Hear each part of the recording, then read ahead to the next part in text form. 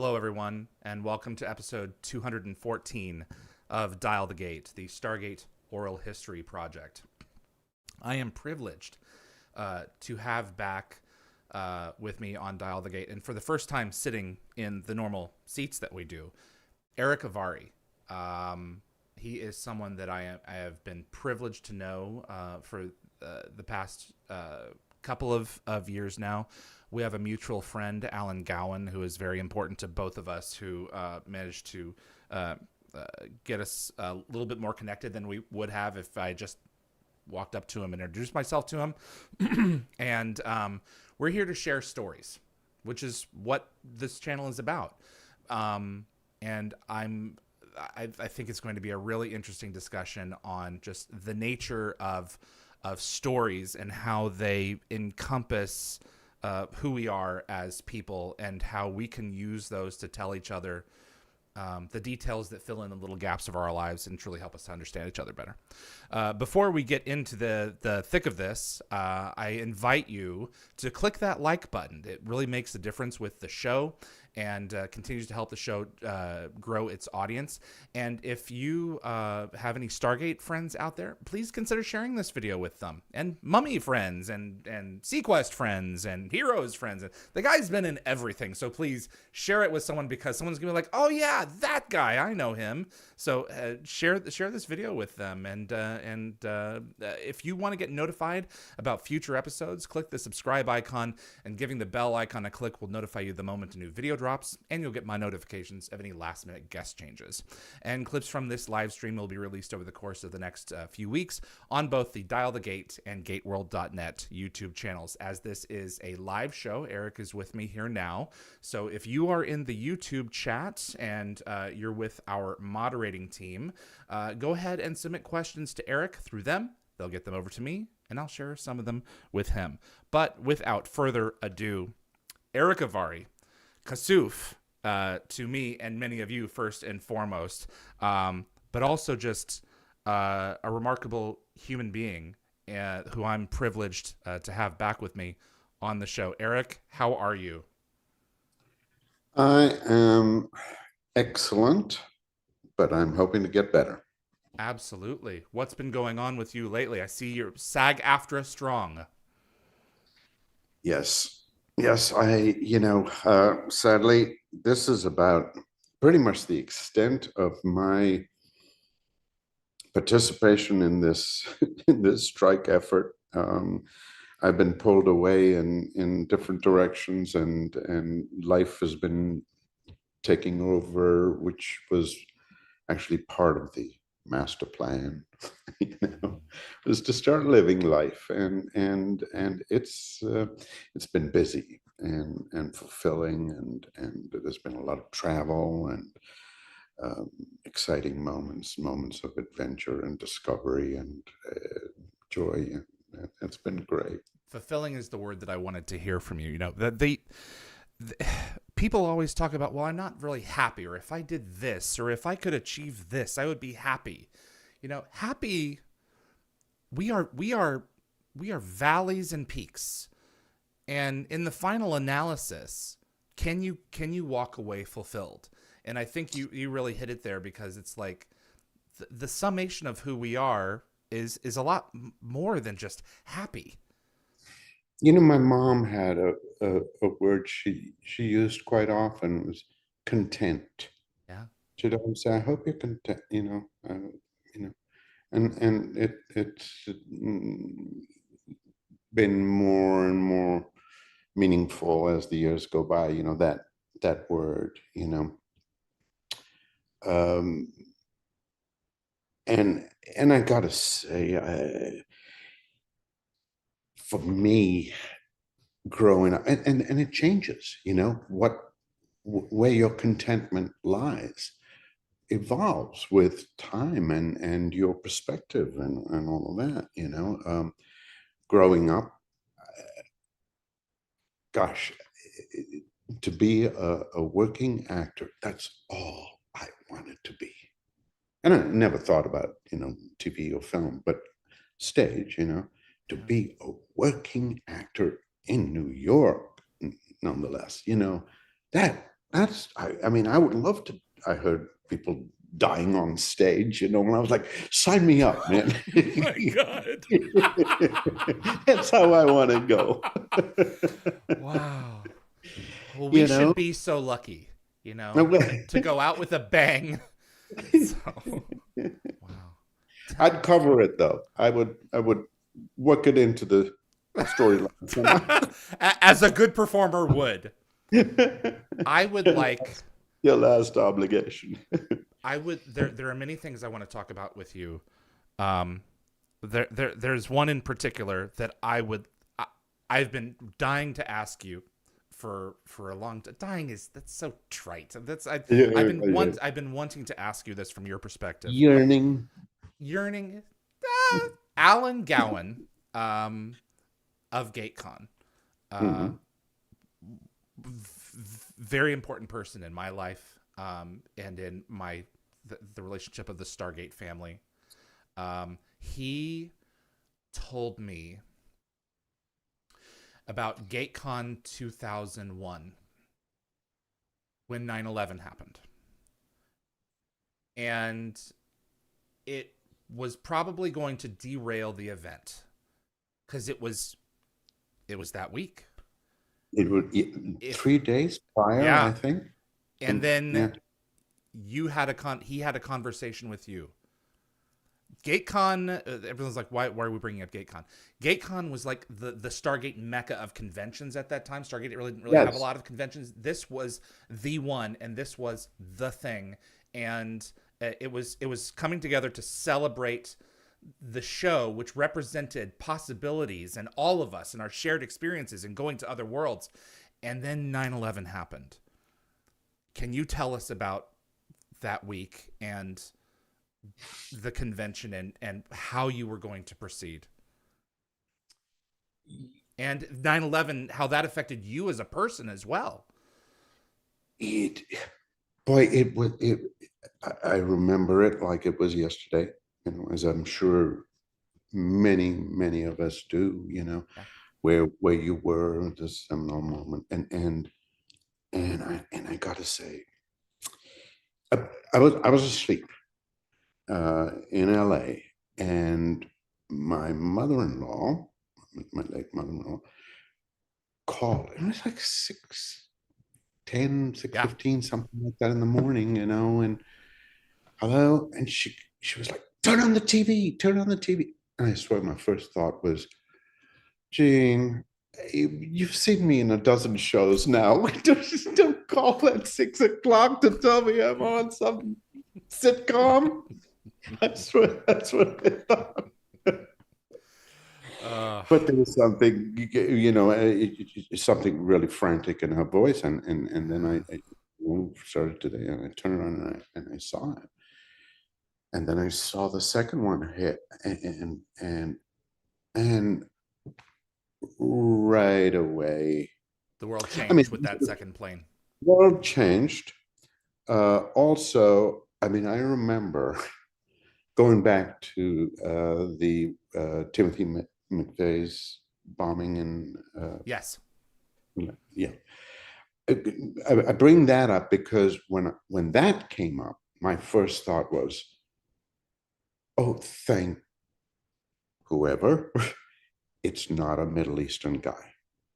That was my, because I knew the significance of being with this look in Hollywood as an actor who's been fighting type ever since yes, that I can remember, that's and to see this and know the significance of that to me, it's so, and I do feel ashamed. I got to admit it. That was like and when I saw 9/11 it happen, and I just, this wave of depression just like came down like a blanket over me, and a lot of it had to do with the thought of that's the end of my career. Now that's what I'm going to be confronted with, offered I knew I was the go-to guy in that age range, in that look, in that with that resume. And this was, this was my destiny now. And I went to bed and I thought long and hard, and I was thinking about this whole, the anger, it was just so, and the shock, the shock of this happening on American soil by outsiders. It just seemed inconceivable. And I knew that now the way my life in America on a day-to-day basis has changed. Yeah. And I remember clearly. So the next day, 9/12, I was trying to move on and like, okay, we gotta, we've lived through earthquakes and we've lived through floods and fires and this and and I went shopping for a fire pit. I lived in LA. Anyway, I went to this fire pit store in LA and I was waiting at the counter for them to bring the thing up, and there was this young dad with the most adorable little kid, and he was throwing the kid up, and the kid was just laughing and giggling, and just, it just took you right out of this whole thing, and there were people around and everyone looking at this kid captivated and with, and with a smile. And the father was the proud father showing it off, and and he turned and he looked at me, and the minute he saw me, his face just dropped, and he turned and shielded the kid from me. And it was just in that moment, crystal clear, how my life in America is now changed.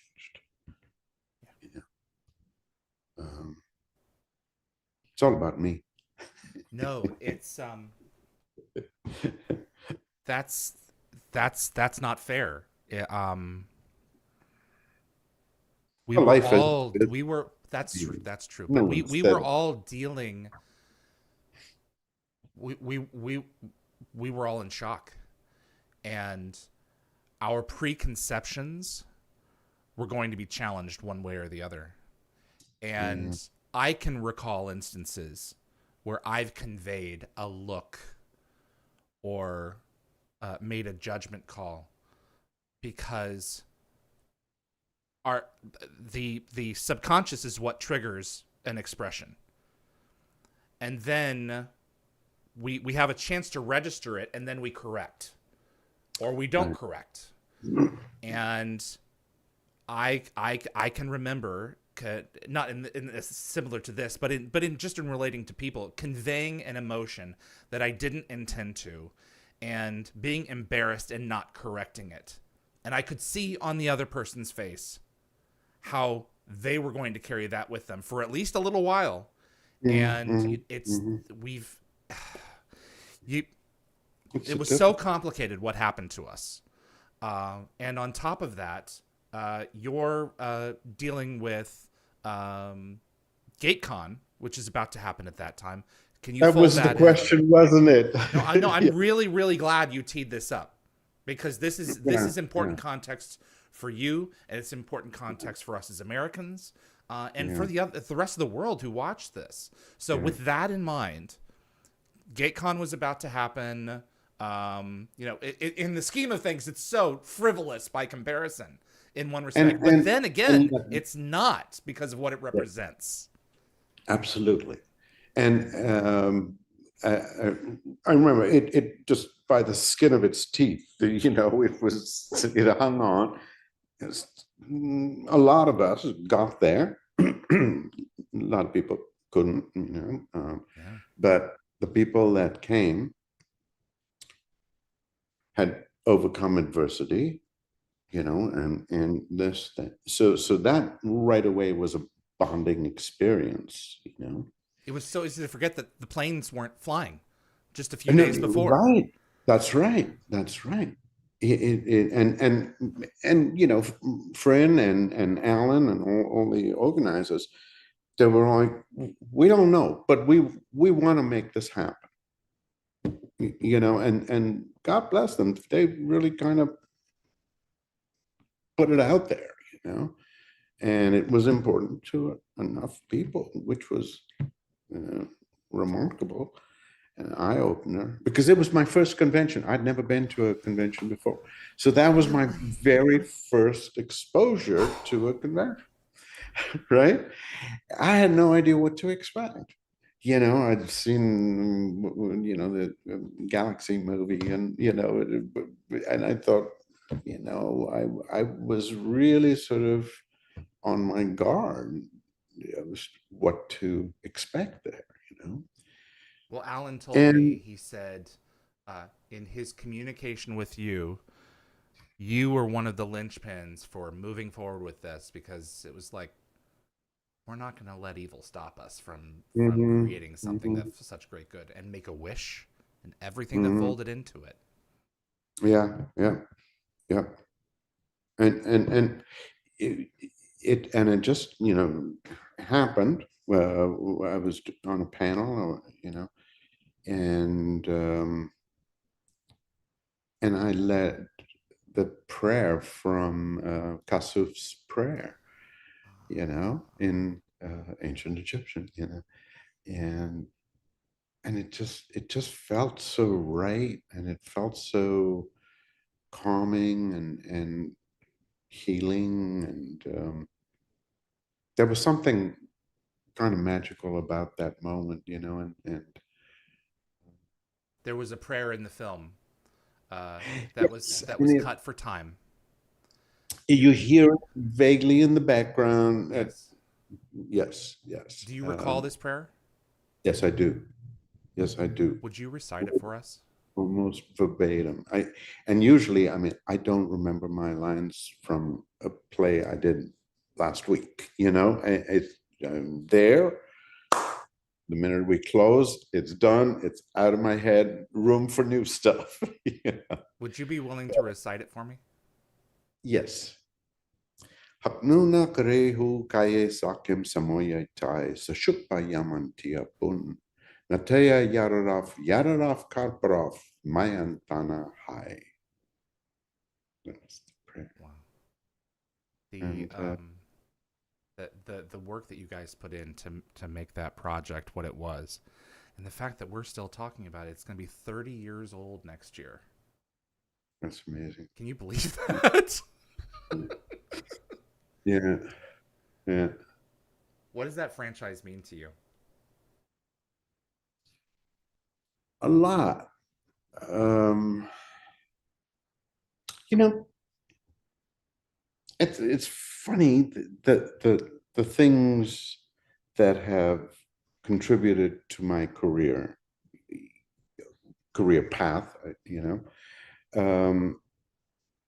they seem kind of trivial at the time, and insignificant, and then as time went on, they seemed to gather more significance. I don't know how to, but when Stargate came out, I mean, Mm-hmm. it did nothing for my career. The phone was not ringing off the hook by any stretch of the imagination. It was only too much later that people started, directors bring me in and talk about Stargate or something, and ask about the language and so on and so forth. But not at the time. My But significance to me, yeah. I'm sorry, No, but please go but ahead. yeah, for me, it was it. I learned a lot on that movie, because I'd done The Beast, which was this war film, and but that was a very tight script. It was a play that was, adapted for the screen. So that, the ad-libbing wasn't a big thing. Being spontaneous and present, yes, and that was a learning experience then. But then in Stargate, and with the language hurdle, that was so fun to play. There came a freedom as the actor, and Roland Emmerich, and Dean Devlin were just so nurturing about that, that it allowed me the freedom to, not feel like, oh, should I try this or no? I felt emboldened, I was like, try something. If they don't like it, they won't use it, Right. and so that was in terms of allowing the moments to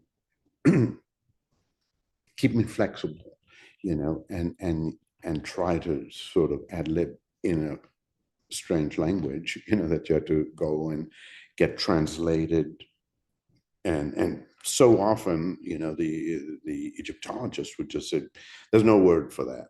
But the closest you can get is, mew mew or something that sounded like a cat being strangled, and like, how do I make this sound like so I don't bust out laughing,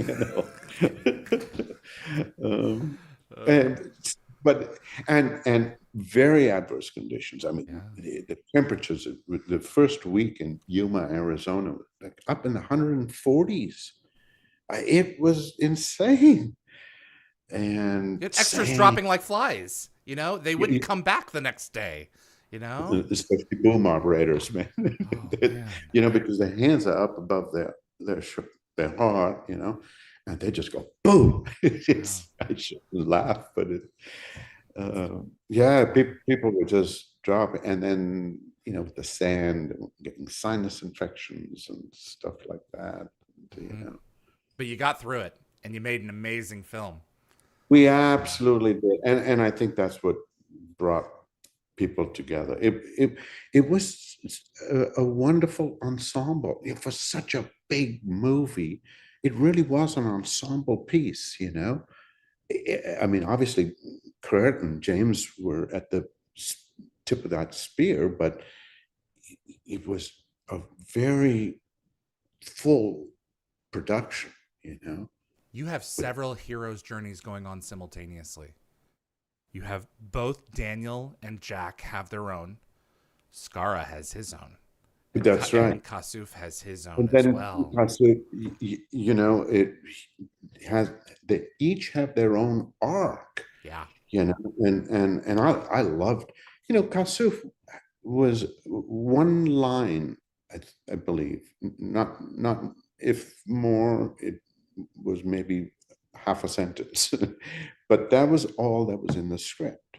But in the rubrics, there was, we see Kasuf doing whatever, so that was encouraging, but it was basically one line, and I grappled with it. I just come to LA and thought I was, had a kind of a hotshot career in New York, and done a studio film, and and here I am now going to be booked out for a one-line part playing an 80-year-old guy, speaking a foreign language, whatever. I mean, an ancient language, It You're was a you're 40s at this point, right? yeah, yeah, yeah. Yeah, yeah, 40s, early 40s, 43, I guess. I was born in 52. So Yeah, so when 40, 41, 42. Yeah, around there when you're yeah, yeah, filming, yeah, for sure. yeah, yeah. Yeah. And that was I was young, 40, I mean, and I played that, and for the most part, I kind of played up the age and did the movement and stuff. But on that final scene, that charge down the hill, it something got took over, and I was flying down that hill and popped a hamstring. And Ah, that's right. yeah. And Dean's reaction with this, oh, Eric popped a hamstring. He was like, good, he'll run slower next time.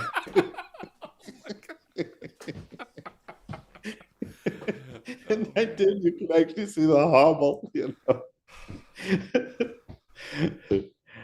It was such a wonderful experience, and I have yeah. to I have to convey a story with you before I go into your childhood.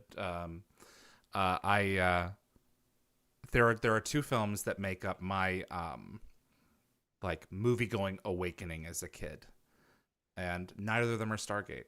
The first was Jurassic Park, and the magic of seeing dinosaurs come to life, and Mm. the other was Independence Day. Uh-huh. And you are one of my favorite Hmm. uh, lights from that Mm. bright lights from that film. If this isn't an insanely beautiful woman, I'm hanging up. And you're on film for a minute and a half in your PJs, Right. trying to avoid being knocked over by golf balls. Back in a robe. Back in a robe. That's right. And you Talk about imbue being this little typecast. character with so much life and energy, and I think it's just so much of it is your physicality, And Kasuf had a lot of that as well. So much of the humor of him is like, huh? What is happening? And so much of that transferred into this guy too. It's one of my favorite scenes from any film. But the first day of shooting on Independence Day, the first day of when I was called in, and it was that was a dream gig. I mean, I did very little work over a period of like 6 days. Just kind of sit down, hang out, and should I get in the wardrobe? I don't think we're going to get to you, but hang on, Anyway, so the first day I was there, and Joseph Perot, genius costume designer, he's pulls me into wardrobe and he pulls out the Stargate costume. He said, just put it on. Put it on and walk out on the set. It was with the staff and everything. And Will and Judd Hirsch were doing the scene. And I just walked right in front of camera, like at slow, steady pace with the stick. And it was doing the scene, and there was a little bit of a pause, and then I think Will kind of like picked up and tried to keep going. So this is on camera. And yet this was on camera. and you could hear the sniggers from the crew, but they were in on it, And Judd finally goes, what the fuck?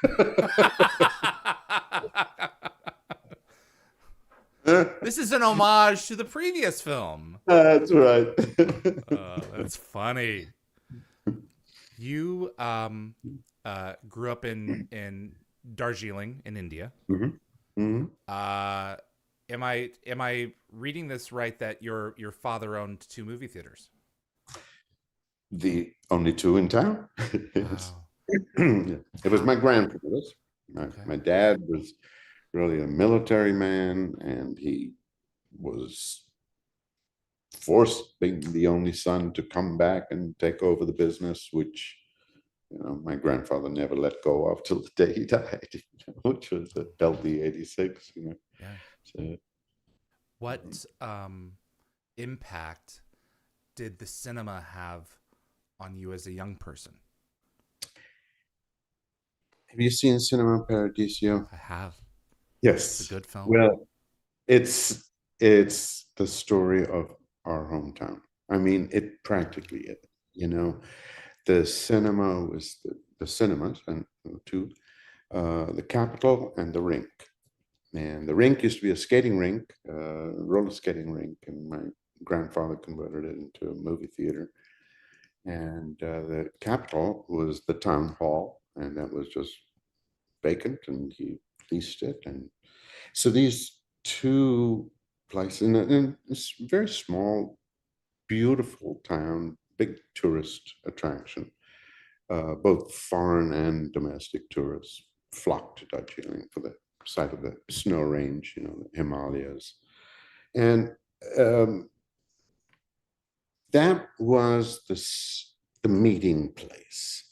And the way it was set up, that you go to the movie, you sit through a bunch of, shorts, Indian news reels and things like that. And then the movie would start, and about 10 or 15 minutes into it, sort of like a long teaser, we'd cut for intermission. You go out, there's a bar and the food and all of that, and you could bring all of that into the movie theater. But those 15 minutes were bustling with, activity, people talking about the film, talking about this, whatever, and it was more the town hall then than it ever was, and it was serving as the town hall, if you know. And people, and movies changed. There was big turnover. Wednesdays and Saturdays, everyone lived for those 2 days. That's when the movies changed. Be like, what's this movie about? No. Can I get tickets? I was the most popular kid in school on Wednesdays and Saturdays, It was really, and it was an event. And so much so that coming home, my brother, my sister, and myself, and my mom, we'd walk home. It was about a 20-minute walk, beautiful stars out, see the Milky Way. And it was just a magical setting. But I'd make my mom tell us the story of the movie that we just watched, But I didn't want to let it go. I wanted it to linger in my mind and let me, I remember that so vividly about my childhood. It's the stories, I get lost. And my dad was just a wonderful, wonderful storyteller. He was a raconteur extraordinaire, really. I mean, as kids, all his nephews and nieces and stuff, and we came from a big family. Family reunions, they'd all go to Uncle Eric, tell us a baby monkey story, and he would just spin these stories, about baby monkey. He was the one who was always getting into trouble, and each animal had its own voice, characteristic, and and a little moral, if you will, at the end, and just it just come up with them like that, it was wonderful. There, go ahead. And I just, that to me, storytelling was magical, because it activated my imagination more than like economics or mathematics did, and I just gravitated toward that. There is something, about theater, about film, that take us back to the fireside, and really, I think there's nothing more human than stories, and I think it's the reason that we're so captivated by the cinema and by actors and by following people that we aspire to be like. There's something, I think, pure about it. I think there's something. The movies that made us when we were little, I think really as much as in some respects are at least for me, my parents make up a part of my identity. Star Trek was all I was allowed to watch until I was 6 or 7 years old, along with Sesame Street and Mister Rogers' Neighborhood and all these. So it was public television, and it was Star Trek, and those kind of established my philosophy about life, along with what I learned from my folks. And those kind of details you don't shake. You know that those things make you up as a person when it all boils down. Someone asked me about sci-fi. What's so appealing about sci-fi to sci-fi buffs, obviously, but and to me personally, and for me, it's the moral behind the story. Yeah. That there is one. You're not just entertaining. It's No. very important to do that, but when you're walking away, you're left resonating with something else. Entertainment is the tool to which you get to the point of it, which was the moral, the lesson, the thought-provoking ideas, but you engaged, it's like a good professor is, and is engaged and engaging, but that doesn't negate, the point of being engaging. But and this is where I really rue where our industry is today. I mean, we have so much innate violence built in, and all with perfectly justifiable reasons. Right. If you're the good guy, you are justified. You have a right and a duty to go out and avenge someone's death or whatever the hell it is, but it's all about assuming the right position, and you're talking about storytelling. I grew up, as you were saying, with the movies, and Hollywood westerns were a huge draw. Oh my goodness! I mean, yeah, the movie doesn't matter which one sold out for the week. Before we even got started, westerns were a big thing. But look how it conditions one's mind. There's the good guy and there's the red Indian savage. It's a binary.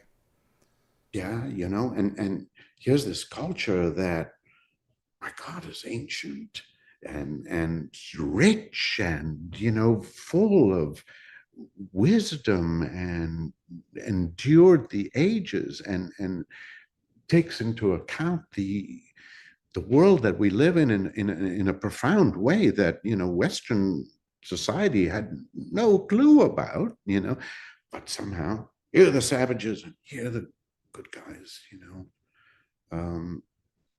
grow up with that, right? I grew up with that. I grew up with the USIS Information Service. They would come to school, like book fairs, and hand out these beautifully colored brochures about colleges in the US. And it was sort of just, it was a pipe dream for us because foreign travel for Indians at the time, because there was no foreign exchange, it was impossible. You could not leave the country. You could leave, but the Indian rupee was a soft currency. It was not valued anywhere else. So, and you talk about the yearning, for that. And I'd see, and the things that attracted me to America were, I've asked several people, and talk about I love this country, I'd never live anywhere else. And I go, what is it? What is it to you that makes this country great? Yeah. And really, I find many of them have never thought of that. They just It's go, the default position. We're the good guys in the movies. yeah, right. But why? What? And there is a lot, but I don't think you've thought of those things, and I don't think you've embraced those things because you need to, and hold on to those things, because the other stuff is just crap, and it's garbage, and it's screwing up the good stuff, and I, I don't know how I got off on this, How but old were you when knew you knew you wanted to come to America? oh, I wanted to ever since I was maybe 6. I don't know. It was probably sitting in the Rink Cinema watching a movie, going, "Oh, I wish I could be there." Why? Why did you want to come to America? There were so many. To me, when you talk about freedoms, though, that's what really resonated. And just in so many different ways. Let's start with curriculum, just something as dry as that. We were on such a strict regimen. Okay, this is what you studied, and and this grade, and that grade, and that grade, and that grade, and then you were done. And in America, my gosh, you could take a course in astronomy, or you could take a guitar lesson, or you could take a, you know, environmental study. I mean, subjects I've never heard of, Oh, okay. Yeah. So, that on that level. So just the freedom of that in and of itself it was literally like having my coat and, my gray suit and tie stripped away, you know. We were so regimented.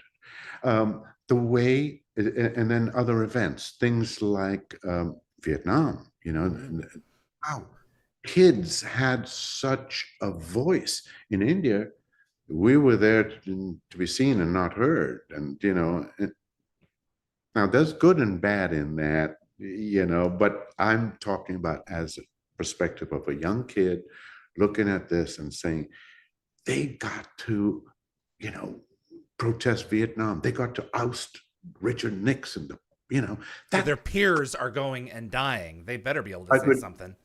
yeah, yes. That, and my dad being a military man, that controversy that it brought up between us and him, his point of view, My and dad as well. My dad served in Vietnam.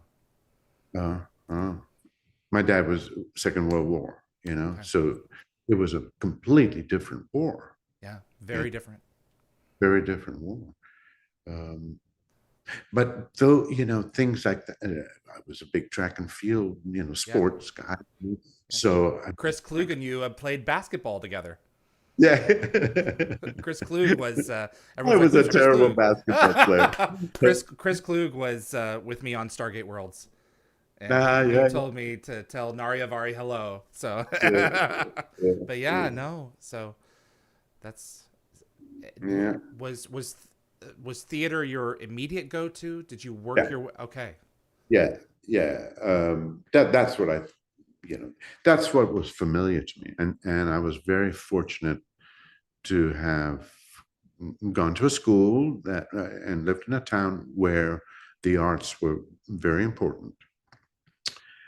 And all, I shouldn't say all primarily, but there was this lady, Auntie Manisha.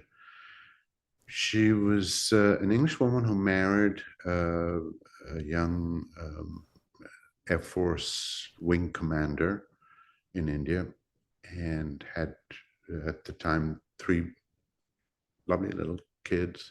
They went to, she and her eldest boy went to the air show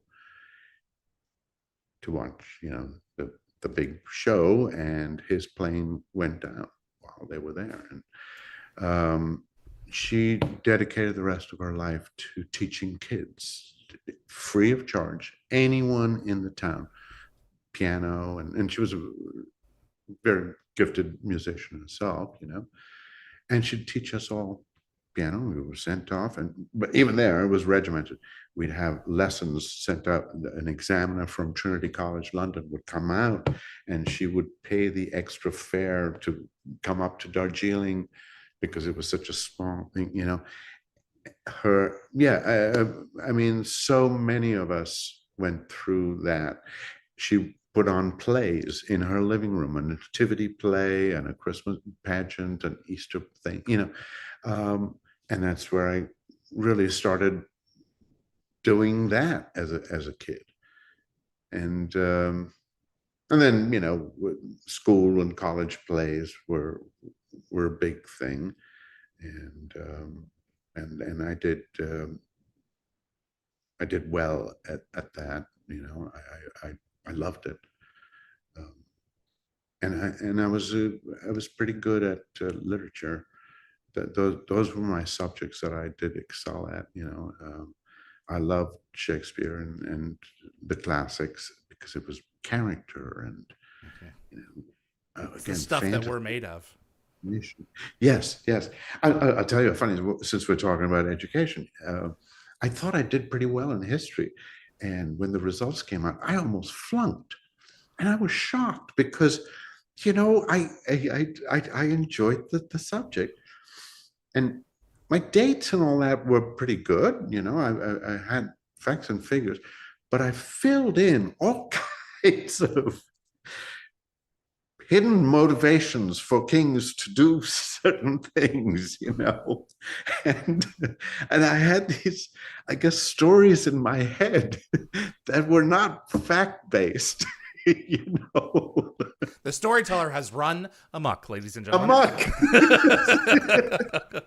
And then in 1776, this is what happened while he was sitting on the toilet, as a matter of fact. Yeah, he wrote the Star Spangled Banner on the toilet. Yeah. Jeez. Oh man. How old were you when you came to the US? 23. Okay. And was it straight? What was it like assimilating in school and in academia and all these other things? What kind of challenges were there? What were you surprised at about America, about your what you had in your mind all those years, and now you're here, and now it's time for the rubber to meet the road. You got to get to work. Yeah, funny. On the flight over from London to LaGuardia Airport, sorry, JFK, Heathrow to JFK, and there was a movie, WWW Dixie and the Dance Kings, with Burt Reynolds, and it was very down south, the dialect was heavy. And I'm watching this movie and I can't understand a word anyone's saying. And I'm a little jet lagged, but still, and I'm thinking, I've come here to become an actor and I don't even speak the language. Oh, no. To be fair, he's in the South in this. Yeah. Yes. There's a lot of drawl. Well, my first stop was actually Charleston, South Carolina. So that's where I was headed via New York. Okay. So yeah. And and my first day, I was smoking, and those days you woke up in the morning, lit a cigarette, and pulled over, and I'd come in late at night, and my roommate was just waking up, and I said, "Hi, I'm so sorry." And I said, "Do you have an ashtray on that side of the room?" And he said, "No, you're just gonna have to go down to the cafeteria and rip one off."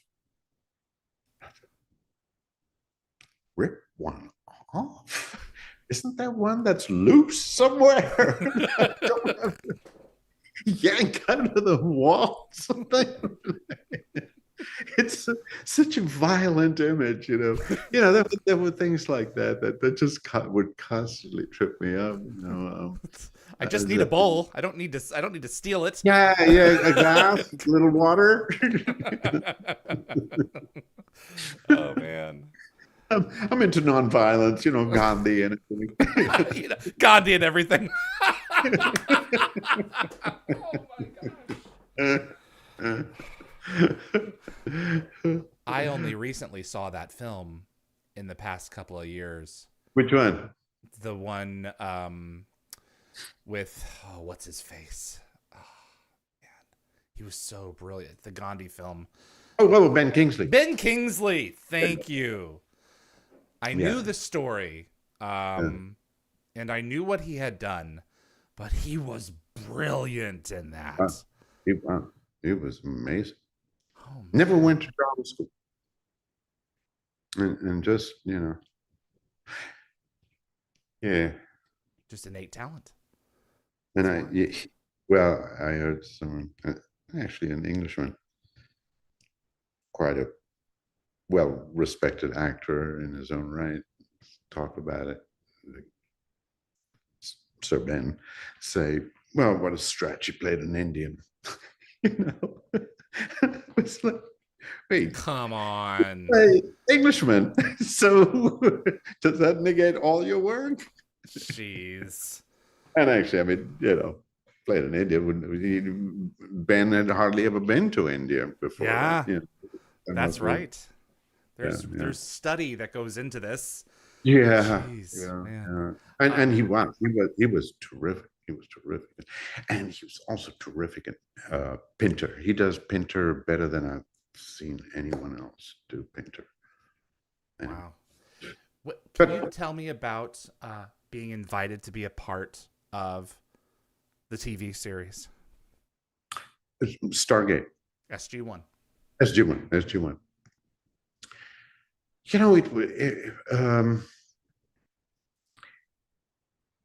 It was a strange experience because we'd gone through the whole movie, and the language was the big thing, and now that was turning on its head.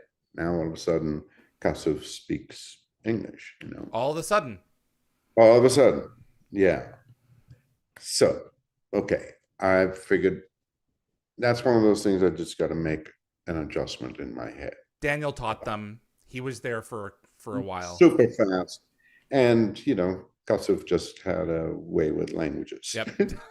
Okay.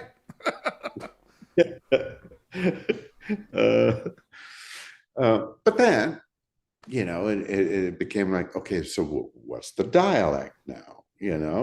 And I didn't want to do the whole thing about like a Middle Eastern dialect. Why should it be? He's learning from someone who speaks, and he's learning it phonetically. So, man,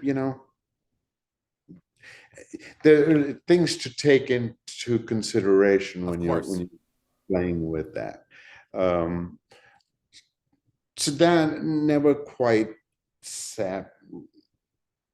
I was never in a comfortable place as an actor with that part of it, and it was different being now all of a sudden this world that I knew that was like that has gone out into all kinds of different directions and stuff. So it was sort of a little bit of the old and a lot of the new, and a different genre. We're now in television land. Did you have trouble recognizing it? I mean, aside from the fact that you're now speaking a whole new language. Did you have trouble recognizing what it was that you had been a part of, or was it like, no, this is Stargate. It's just grown up more. It was. It's Stargate gone into it would be like my life in India and now my life in America. It's going to be different, you know. Your dialect changes, you don't say can't anymore, you say can't. You don't say maths anymore, you say math. You don't drive on the right side, on the left side of the road anymore, or you get killed. That's those types of things. So my understanding was that you were invited back for the pilot, but there was a scheduling conflict.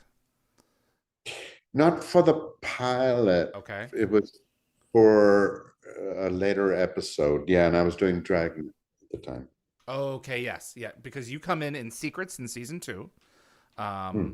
and with Vaitiari Bandera, who is now playing your daughter Shari, and Uh-huh. I thought that was a wonderful episode. My problem was that when we would see you, we wouldn't get you for very long. You were there to facilitate the stories, and that was kind of my Yeah, frustration. yeah, So, yeah. I did feel like that it was a little bit of that. Um, but at the same I was time, happy to be associated you with what it, now? though, and I was happy to be associated with it, and get to play with those guys. It was a different and a fun set, fun cast. It was good times, and Vancouver's beautiful. It is indeed. They Oh they yeah. have they have taken this franchise and they have made it um, so accessible to so many people around the world.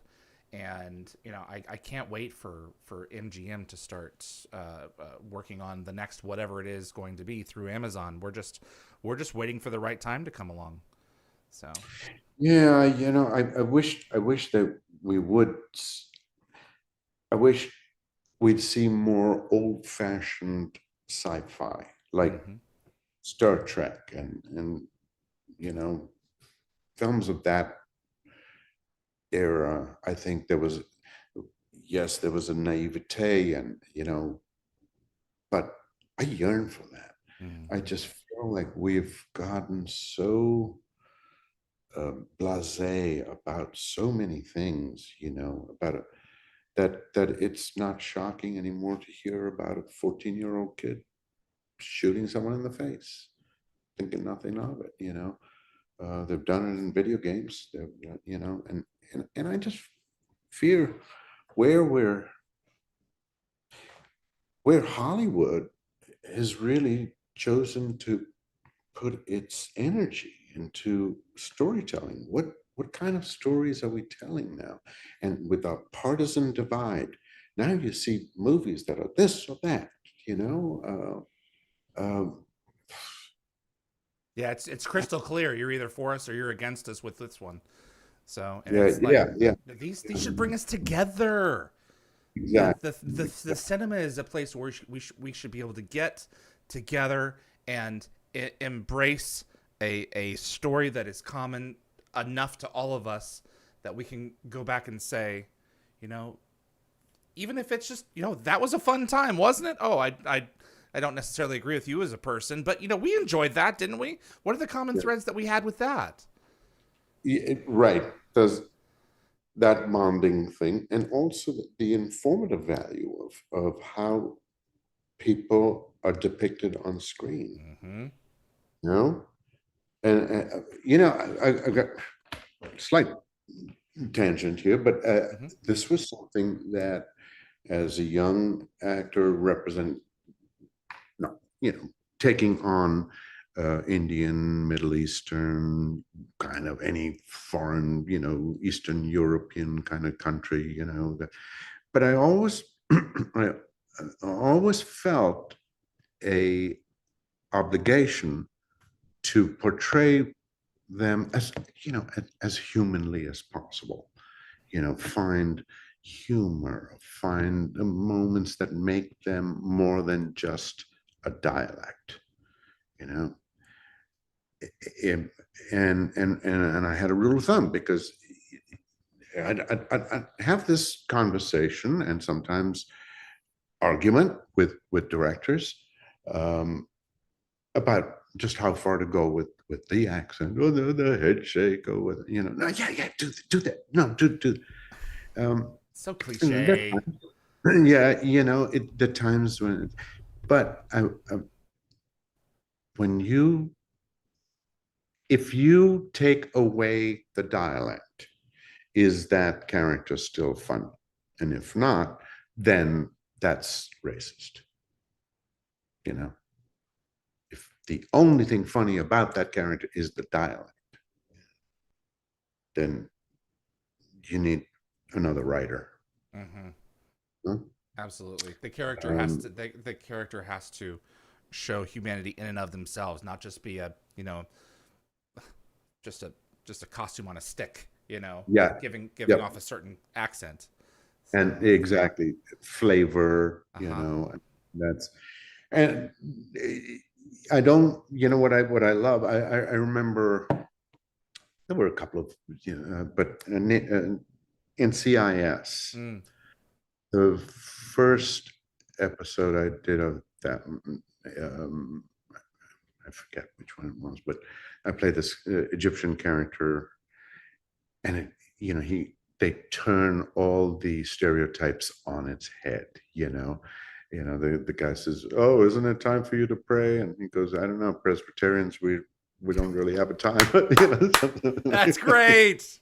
Yeah, just things like that, and I love that, because I feel like we need more of that, Yeah. other than identifying a swath of people in a certain light and with a certain you know perspective. Hmm. um it's wrong, and it sets people back, you know I have some fan questions for you. yes. Lockwatcher and Rick Donner, you've worked in both film and television, both in Stargate.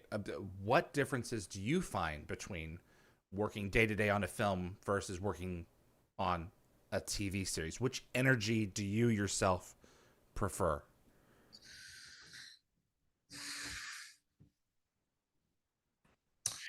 I do love film. I love um the coming together of this different people, and this cast and crew, especially when you're on location and it's Mm. jammed in, and you're locked in together. You have this wonderful experience for the most part, uh, and then you go your separate ways. You know, I love that. I love the time that it takes to that one can take to make the film, to shoot it.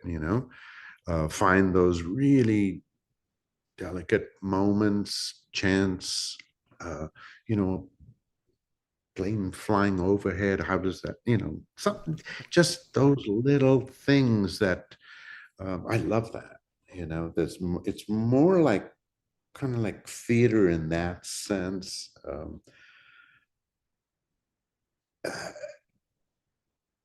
it's more subtle. Mm. Yeah, I shouldn't say that. Well, you have more Because time to explore. you do, and you can play around with the different takes. TV series is very formulaic in terms of how a director goes about their day. It's like you get the master, get the coverage, move on. Get the master, get the coverage, move on. You know, um, Film, it's a little more loosey goosey. You got to pick up a scene here, and 2 months down the road, maybe pick up the second half of that scene. Uh, and I like the energy of a movie, especially independent film. Mm. There's something about that makes it real fun and engaging, and stakes are not that high. They're not a bunch of suits telling you how to make the movie. Hmm. Joseph Meinard. Speaking of independent work, Joseph Meinard says, "I loved you as Nicodemus." Huh. in the Chosen. I have not seen it yet. I am going to. He says it was powerful. It was deeply moving. How did you feel about your time on that project? Ooh, interesting. I had pretty much left Hollywood in 2016. Mm. Um, and I was in no hurry to get back to, to working. I wanted to take a break. I just felt like I was in a rut. I wasn't enjoying it. I was, I needed, I needed to allow things to settle and see where I landed and how I landed, But I knew I wasn't happy with the roles that I was being offered or going out for, Um, I wasn't happy with putting my life on hold for something that I wasn't particularly enthused about doing anyway, And over the years, I felt like the business has changed, Mm-hmm. and you know, uh, and and certain things, I mean, when I hurt my back, and That's right. suddenly started to feel that that I wasn't invincible, that this isn't going to go on. Mm-hmm. Uh, We are finite. yeah, you So be may have to. selective about your time. Yes, yes, yes. You may have to quit the theater before you can hope to die on stage, Yeah. Yeah. you know, and that's essentially what happened. I don't think, uh, I don't see myself making that commitment anymore, Okay. really, Okay. both physically and Do you time-wise. feel that you've now that you've stepped back a little bit more? Do you feel more fulfilled as a person, having more an open approach toward Absolutely. projects? No, absolutely. Conversely, I think um, I'm a, I'm a better actor today for it, Yeah. because I've gotten a different thing, But Absolutely. to answer whose question about Joseph's. Joseph, um, it was a time when my my dog and it was just me and Tootsie on the road, for the past 4 years. She had passed, and I wasn't I'm sorry. doing that great. This is Yeah. a tough one. Yeah. No, I Yeah. completely understand. And it was like, 10 days, maybe, if that. Enough time for me to realize that I really need to shake myself out of this, So the And show the did that script, for you. absolutely. Well, the script came along, and it was it's page turner. Yeah. It was certainly the best role that I've been offered on film. Wow. On film and TV. Yeah. And I just had my back surgery, so I was recovering from that.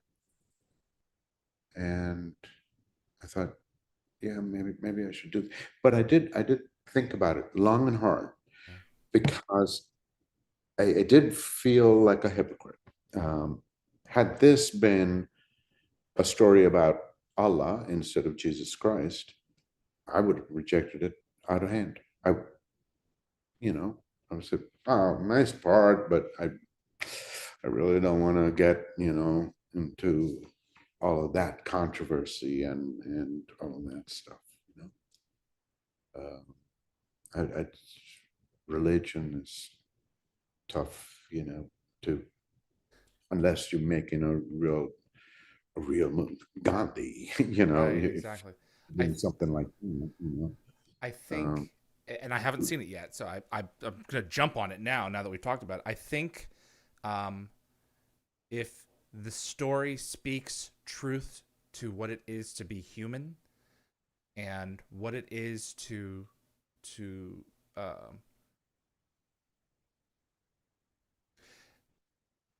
to live well.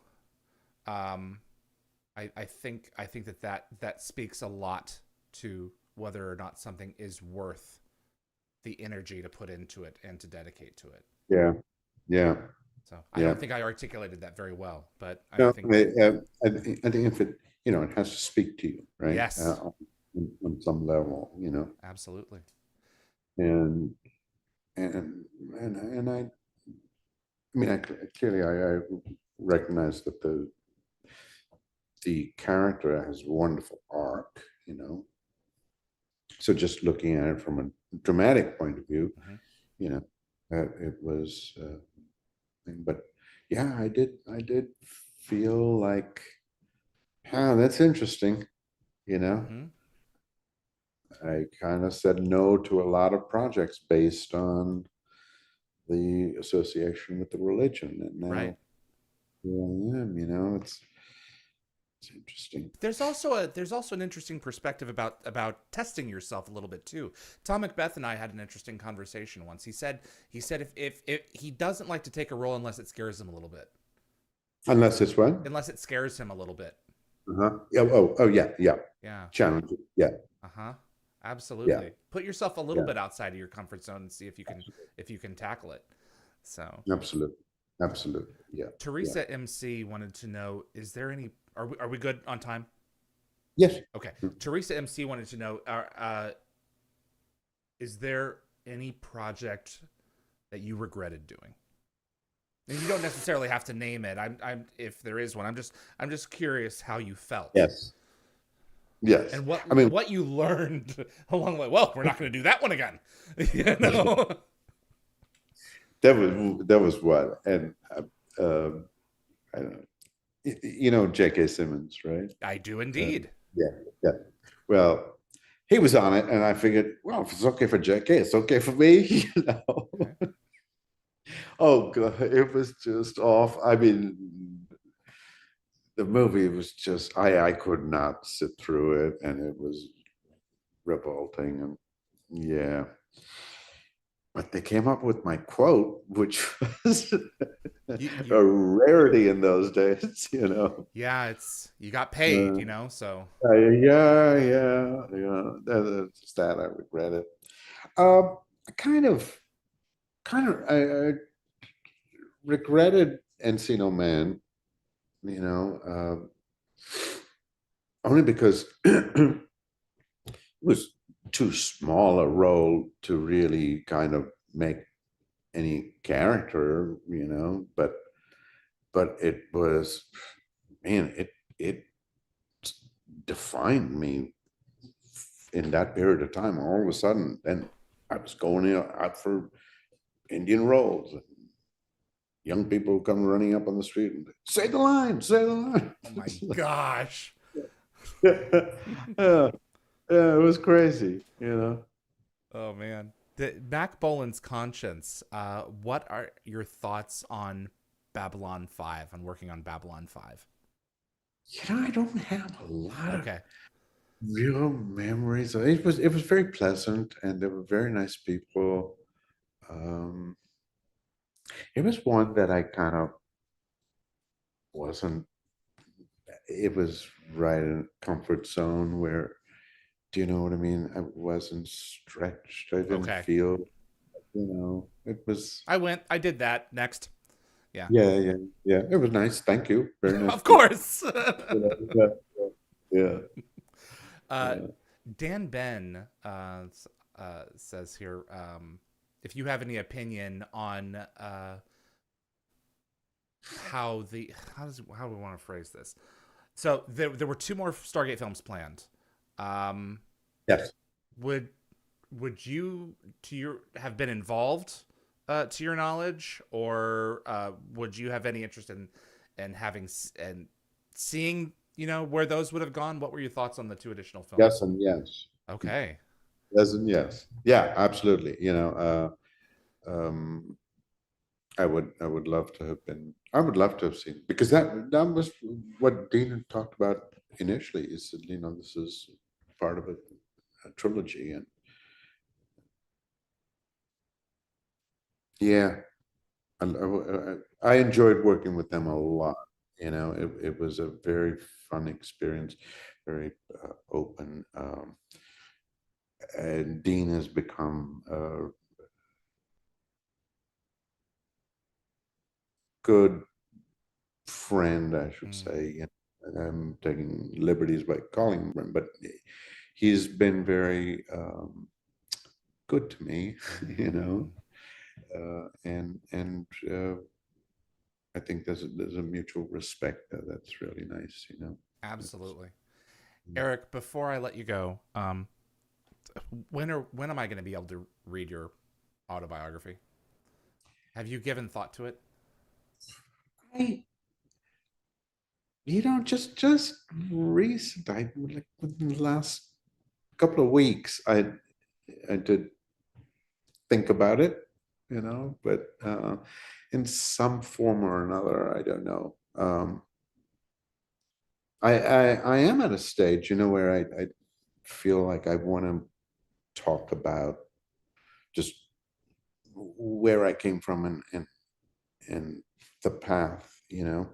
It's been a real roller coaster ride in many ways.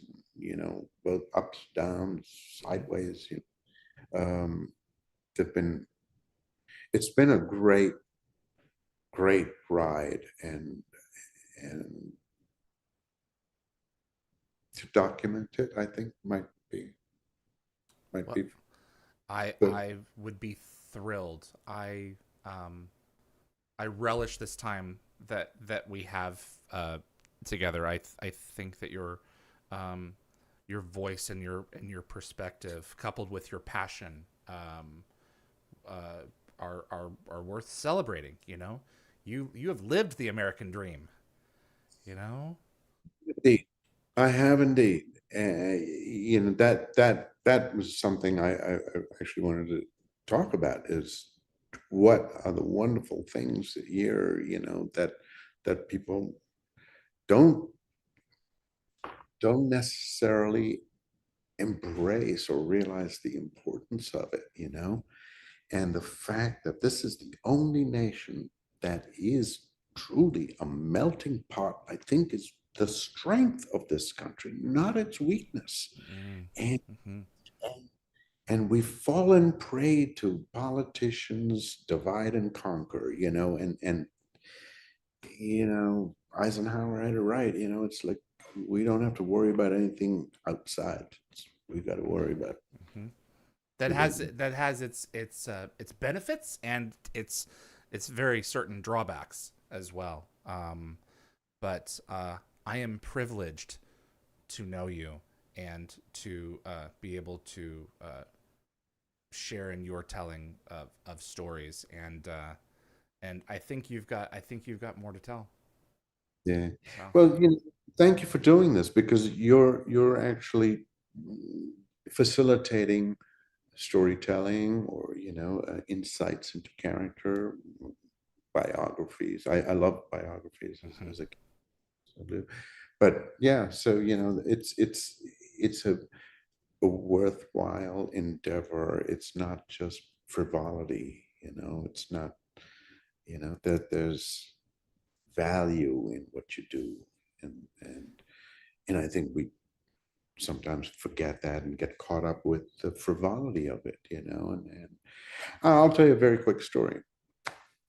I was this years ago, 1980 something. I was doing Romeo and Juliet and Midsummer Night's Dream and Rep, and we were taking it on the road, and we came through New York, and we were playing at Prospect Park, and my dearest buddy from college came to see it, and he just loved it. We went to dinner afterwards, and he was has yeah he was just bubbling over with it and all that stuff, And I was like, okay, Mark, enough of that. Thank you. I know you. He had a good Anyway, time. yeah. He loved it. Mm, 3 days later, I'm pulling into a hotel in Iowa with the bus and truck company, and I found out that Mark had been killed in a freak accident in New York City, run over by. and I had to do a show that night. I had to do Romeo and Juliet like Friar Lawrence, and I remember just before curtain, we're the whole cast we made a circle. We do that anyway, and and it just came out of me. I said, the Mark, last time I saw Mark was after we all made his night for him, and he was bubbling over, and it brought him so much joy and so much happiness. And you guys did that, you know. That was what we did for him the last time I remember him. And it's important. And I don't think he would have been that overwhelmed if we had been all about ourselves. It was a wonderful production, it was an ensemble production, and there was a lot of energy, and it wasn't about any one person, you know what I mean? The production. And I think that rings true when that happens. It's not often that, but a good production, that's what happens. And he was caught up by it, and it brought him joy. Yeah. That's Good stories are they they they remind us as to the sum of what we are, and yes. what we are by ourselves, and the journeys that the mountains that we have to scale by ourselves, and those that we help scale mountains along the way, and the Mm-hmm. journeys that we walk together. So Yeah, yeah, yeah, yeah. Yep. and also just, they remind us that we're awfully fragile, and to if you have something, and I said this in episode 199 when I had my crew on, to thank them for 200 shows. I said, if there is something that you need to say to someone, don't put it off. Yeah. If you need to communicate how you feel to someone, let them know, because tomorrow isn't guaranteed. Yesterday, I was just texting a friend. I said, I wish I had reached out to Diamond. This friend, high school friend. I'm not high school, kindergarten friend. Went to kindergarten and all the way through school and college together. And I just assumed he was going to be there when I went back to visit. And, I was going to stay at his hotel and back. Hale and Hardy dropped dead, massive heart attack. And it really rocked us because he did not change one bit. He looked the same from high school to, his obituary photograph looks. Never tell. Yeah, No. yeah. Yeah. Live every day as best you can. Absolutely. And and Say the things you that are on your mind. Nice things. absolutely. Erick, this has been wonderful. David, thank you. Thank you for taking the time. Next year is the 30th anniversary of this franchise. I don't know how I'm going to celebrate it, but when it goes over that big 3-0 mark, I'd love to have you back. Come in. Thank you so much, sir. It means a lot Thank to you, have David. you on. Been a Take care of pleasure. yourself. Hope this is a better recording than the first one. Hey, doing what we can with what we got. I suddenly realized how ancient the computer was and how bad the camera was. You're great. You do great. Once we figured out the audio, we were good. Please take care of yourself. You too. Thank you. Be well, sir. Thanks, Al. Bye-bye. Erick Avari, everyone.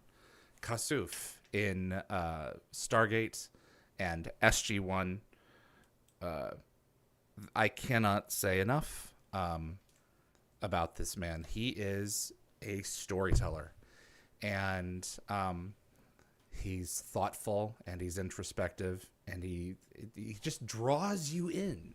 You gotta lean into what he has to say, because it's like, I don't want to miss anything. So